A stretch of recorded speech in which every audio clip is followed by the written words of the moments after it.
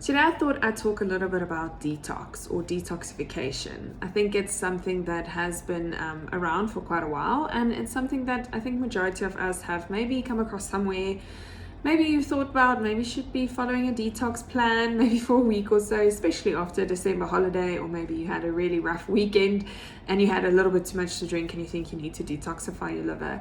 So I thought today I'd talk about why it's important to detoxify, whether we should be going on a detox diet or what does it mean, and how we can make sure that we are supporting the body optimally when it comes to detoxification. So first of all, detoxification is very important. It's basically the body getting rid of toxins.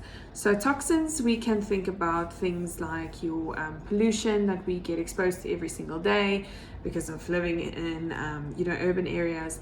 Then of course, if you are smoking or in the presence of secondhand smoke, let's say you're also consuming quite a lot of medications, that also needs to be broken down, and the body needs to get rid of them eventually. Then of course, if you are eating highly processed foods with a lot of numbers, preservatives, additives, and those types of things.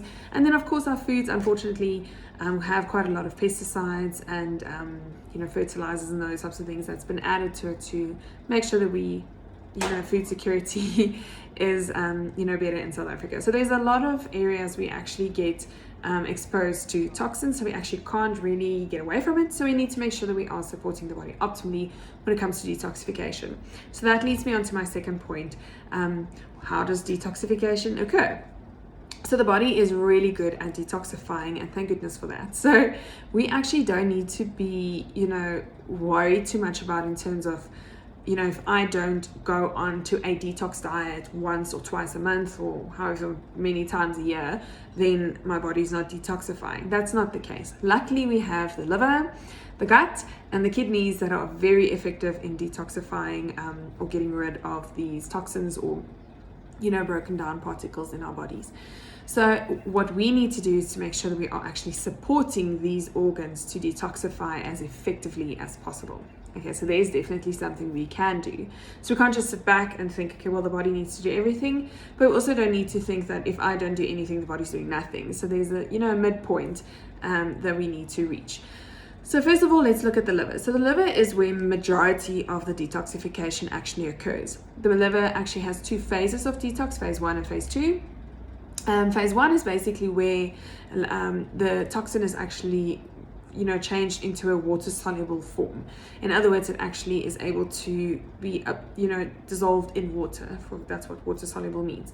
And basically from there, it needs to then go to phase 2, and phase 2 then neutralizes it and then sends it to the respective areas where it needs to get excreted. When it moves from phase 1 to phase 2, it's actually in a really active form, and it's really important to support the liver to make sure that we are getting it from phase 1 to phase 2 and then on to being excreted out of the body. So how do we support the liver? So I don't know if you are perhaps taking statins or some form of medication, and you look at the pamphlet inside, sometimes it says you're not allowed to have grapefruit, or maybe if you're taking contraceptive pill and it says you're not allowed to take St. John's wort and those types of things. So there's definitely certain foods and nutrients that assist with detoxification because it actually upregulates or downregulates certain enzymes in the liver, because the enzymes are specifically responsible for detoxifying those or neutralizing those toxins and getting it out of the body. So when we look at foods, we can, make sure that we're consuming to help assist with detoxifying the body effectively. The first and foremost one is definitely broccoli and broccoli sprouts. So sprouts are like those microgreens that you can actually grow, or that's little seeds that have been sprouted and they've not fully grown completely. They're really nutrient dense and they're quite easy to just add to a smoothie, for example.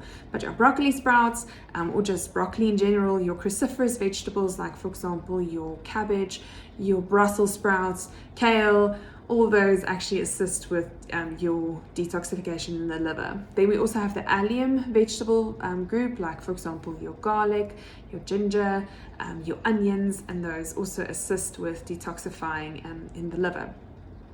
So that's firstly what we can look at. Make sure that we are having a variety of those types of veggies, allium and cruciferous vegetables in our diet. The next one is definitely water intake. So water has been said, I mean, I don't know if anyone's ever told you not to drink water, because then, I don't know, they definitely wrong. We all need to be consuming water. We need to get that water in the body to actually be able to transport those toxins or those particles to the respective areas where they can actually get excreted. If we don't drink enough water, the body actually can't make enough urine, for example, to actually be able to excrete it. Or the urine is very concentrated, which actually may increase your risk of developing bladder infections or kidney stones or those types of things. So we need a lot of water to actually also be able to get rid of those toxins. And the best way to consume water is also to sip throughout the day and not just gulp down a liter at a time. So try to have it throughout the day to make sure you are really benefiting or getting the most out of your water intake. Then on top of that, we can make sure that we are supporting the gut. So the gut you can almost see as phase 3 detox. Okay, so mainly it moves from the toxin or the particle, whatever, moves from the liver, and then eventually it makes its way to the gut. From there, it also needs to get excreted as feces, for example. But unfortunately, if our gut health is not optimal, those toxins can actually be reabsorbed. We often see it with estrogen, where estrogen is made naturally by the body. It needs to be detoxified by the liver or neutralized by the liver or broken down by the liver and then actually excreted out through feces. But unfortunately, what happens if our gut aren't happy, then unfortunately it gets reabsorbed into the bloodstream, and then we start to see estrogen dominance, which increases our risk for especially your female reproductive cancers like bladder, ovarian and breast cancer, for example. And that applies to, you know, all the other hormones as well, testosterone and so forth. So supporting the gut means we need to make sure we are consuming lots and lots of fiber. Remember, fiber comes mostly from our plant foods, your fruits and your vegetables, and then of course your whole grains, your nuts, your seeds and your legumes. So making sure you are consuming quite a lot of fiber assists with that, because it feeds the good bacteria in the gut, which makes them populate and inoculate the gut even more, which actually just makes it better for a better environment and easier for the body to get rid of those toxins through excreting it as feces. Then together with the fiber, remember water is super important, because we don't want a high fiber diet with a very low water intake, because then that actually may increase your risk for constipation. So the two work hand in hand. So that's why it's super important to make sure we are having a variety of plant foods in our diet, and because it assists with the gut as well as the liver. So should you be following a specific detox plan, like for example a juice cleanse or taking detox supplements or anything like that? So it's definitely person specific. But in general, if you are having a variety of plant foods in your diet, and you're not having an intense exposure to toxins, in other words, we all should actually be trying to decrease our exposure as much as possible, you know, by making sure we're not smoking, trying not to drink too much alcohol, you know, choosing foods that's not been heavily processed, or where we can try to go for the, you know, the free range, varieties, or go to the local grocer where you know how they've grown the foods, whether they've used a lot of pesticides and those types of things, or grow your own if you can. But where you can, limit your exposure as much as possible, and then of course assist your body with a nice variety when it comes to your plant foods.